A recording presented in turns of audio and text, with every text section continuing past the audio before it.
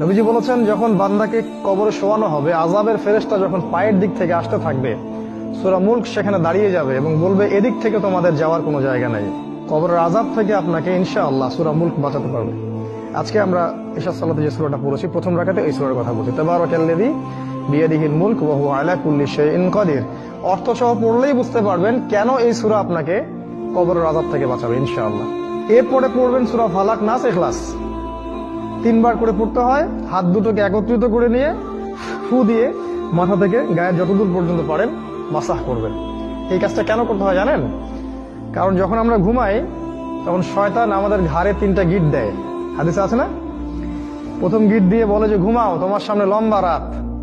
আবার দেয়, ঘুমাও, তোমার সামনে লম্বা রাত। ঘুমাও, তোমার সামনে লম্বা রাত। এই যে 3 বার আপনি গাটাকে মাসাহ করলেন, ঘুম থেকে ওঠার সময় আপনার মধ্যে কোনো অলসতা কাজ করবে না। ওই গিট কেটে যাবে ইনশাআল্লাহ এই সূরার বরকতে। এই জন্য এটাও 3 বার, কারণ শয়তানের গিটও 3 বার।